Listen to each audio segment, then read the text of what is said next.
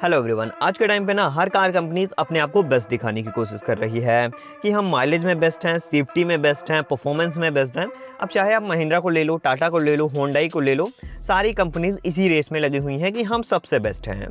लेकिन अगर आप मारुति को देखोगे ना, तो मारुति पूरे मार्केट को डोमिनेट करने का प्लान कर रही है।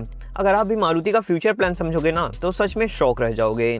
यहाँ से पता चलता है कि मारुति इतने टाइम से मार्केट को लीड कैसे कर रही है, इतनी ज़्यादा फेमस, इतनी ज़्यादा पॉपुलर, इतनी ज़्यादा सक्सेसफुल कैसे है इंडियन मार्केट के अंदर। तो आज आपको इस वीडियो में पता चल जाएगा। तो देखो, ये तो हमको पता ही है कि मारुति की ब्रेज़ा फेसलिफ्ट आने वाली है अंडर बॉडी सीएनजी और टर्बो पेट्रोल इंजन के साथ, जिससे उसकी प्राइस भी कम होगी। अब अगर आप इसकी सेल को देखोगे ना, भले ही इसकी प्राइस इसके सेगमेंट की और गाड़ियों से ज़्यादा है, लेकिन अगर आप इसकी सेल देखोगे तो अभी भी सेम है और कई मायनों में तो और गाड़ियों से ज़्यादा हो रही है इसके सेगमेंट की। जिनका ऑलरेडी फेसलिफ्ट आ चुका है उनसे ज़्यादा हो रही है ब्रेज़ा की सेल।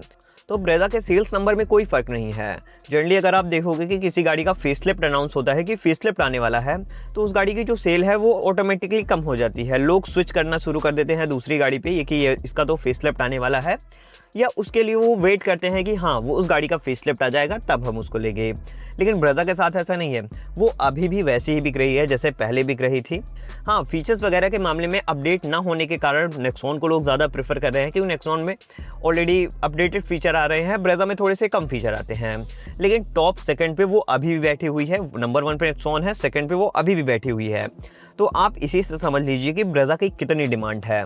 अब जो लोग ब्रेज़ा को ले रहे हैं, इनको भी पता है कि हाँ उसका फेसलिफ्ट आने वाला है, अंडर बॉडी सीएनजी आ जाएगा, बूट स्पेस पूरा एक्सेस कर सकते हो। लेकिन नहीं, वो अभी इस गाड़ी को ले रहे हैं।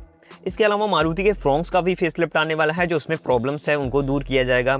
बलिनो का भी फेसलिफ्ट स्पाई हो चुका है, हो सकता है उसका भी फेसलिफ्ट आ जाए। अभी वो सारी चीज़ें कंफर्म नहीं हुई हैं कि उसका फेसलिफ्ट आएगा या नहीं आएगा। इसके अलावा इसकी एक नई एसयूवी आने वाली है। जी हाँ, माइक्रो एसयूवी के सेगमेंट में मारुति अपनी एक नई एसयूवी लॉन्च करने वाली है, जिसमें टाटा पंच है, मतलब टाटा पंच के राइवल में वो एसयूवी रहेगी। और हाल ही में मारुति ने अपने इग्निस को डिसकंटिन्यू किया। अब ये उन लोगों के लिए सरप्राइजिंग था जो मुझे फॉलो नहीं करते। अगर आप मुझे काफ़ी टाइम से फॉलो कर रहे हो, तो आपको मैंने बताया था कि इग्निस डिसकंटिन्यू होगी और उसके रिप्लेसमेंट में एक नई माइक्रो एसयूवी आएगी टाटा पंच के सेगमेंट में। मैंने आपको ये सारी चीज़ें बताई थी। ऑलरेडी ये एसयूवी कई बार स्पाई हो चुकी है, मैं अपने मन से नहीं बता रहा हूँ। ये एसयूवी कई बार टेस्टिंग में स्पाई हो चुकी है। मारुति ने भी कंफर्म किया है कि हम बहुत जल्द एक नई एसयूवी लेके आने वाले हैं माइक्रो एसयूवी के सेगमेंट में। अब इग्निस जो डिसकंटिन्यू हुई है, अभी इसका प्रॉपर डिसकंटिन्यू नहीं हुआ है कि आपको ये गाड़ी नहीं मिलेगी। इसका प्रोडक्शन बंद कर दिया गया है, यानी अब ये गाड़ी नहीं बनेगी। अगर आप इग्निस आपको पसंद है, अगर आपको इग्निस पसंद है तो आप शोरूम पे जाइए, गाड़ी आपको अवेलेबल मिलेगी। अभी इसके काफ़ी सारे यूनिट्स बचे हुए हैं जो सेल होंगे, अच्छे खासे डिस्काउंट के साथ आपको मिलेंगे। क्योंकि अगर आप इग्निस ओनर से पूछोगे ना, तो वो इस गाड़ी के साथ काफ़ी ज़्यादा खुश हैं। अच्छा खासा पावर जनरेट कर देता है, माइलेज भी काफ़ी बढ़िया मिल जाता है, गाड़ी भी काफ़ी बढ़िया है। तो जो एक प्रॉपर वैल्यू फॉर मनी वाला पैकेज आता है, वो इग्निस के अंदर आ रहा था। अब इग्निस के डिसकंटिन्यू होने का सबसे बड़ा रीज़न था मारुति, क्योंकि मारुति ने कभी ये डिसाइड ही नहीं कर पाया, कभी जस्टिफाई नहीं कर पाया कि ये किस सेगमेंट से बिलोंग करती है। ना ये माइक्रो एसयूवी सेगमेंट से बिलोंग करती है, ना ही हैचबैक सेगमेंट से बिलोंग करती है। मारुति ने कभी ये क्लैरिफाई किया ही नहीं कि ये किस सेगमेंट से बिलोंग करती है। और दूसरी चीज़ जो है, अगर आप इसका सेल चार्ट देखोगे तो हर साल कम ही होता चला गया है, और इसके पीछे भी मारुति ही है, क्योंकि मारुति ने इस गाड़ी को कभी सीरियस लिया ही नहीं। जब से ये गाड़ी लॉन्च हुई है, सेम वैसे ही थोड़े मोड़े फीचर्स अपडेट के साथ, थोड़े बहुत कॉस्मेटिक अपडेट्स के साथ चलती आ रही है। कभी मारुति ने इस गाड़ी को ऐसा नहीं सोचा कि इसमें हम टेक्नोलॉजी डाल दें, नए फीचर्स डाल दें, कभी नहीं। जैसे ये गाड़ी पहले लॉन्च हुई थी, सेम वैसे ही डिसकंटिन्यू होने तक वैसी ही अभी तक चलती आ रही है। अब चलो, इग्निस डिसकंटिन्यू हो गई, लेकिन इग्निस के डिसकंटिन्यू होने के पीछे भी मारुति का प्लान था कि हम इसको रिप्लेस करेंगे एक नई माइक्रो एसयूवी सेगमेंट से, जो टाटा पंच के सेगमेंट में राइवल करेगी।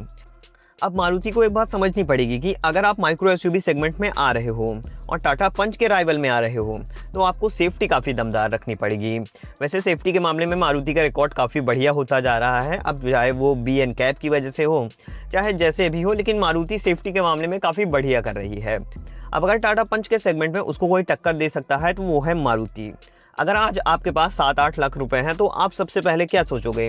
टाटा पंच ही आपके दिमाग में आएगी कि हाँ, टाटा पंच लेके आते हैं, बढ़िया गाड़ी है, बढ़िया माइलेज देती है। लेकिन जब मारुति मार्केट में उतरेगी ना, तो वो परफॉर्मेंस भी आपको बढ़िया देगी, माइलेज तो वो बढ़िया देगी ही, क्योंकि उसके मामले में वो रिकॉर्ड ही बढ़िया है माइलेज के मामले में, और सेफ्टी वो कहीं ना कहीं से वो लेके आएगी ही बढ़िया। तो मारुति के नए एसयूवी का जो प्रॉपर पैकेज बनेगा वो टाटा पंच को राइवल करने के लिए काफ़ी बढ़िया होगा। तो ये सारी चीज़ें होने वाली है मारुति के अंदर। लेकिन मारुति की जो नई एसयूवी आएगी उसके अंदर जो इंजन आपको देखने को मिलेगा वो इग्निस वाला नहीं रहेगा, क्योंकि इग्निस में जो इंजन आता था वो काफ़ी बढ़िया था, लोगों को अभी भी काफ़ी ज़्यादा पसंद आता है, 4 सिलेंडर इंजन था।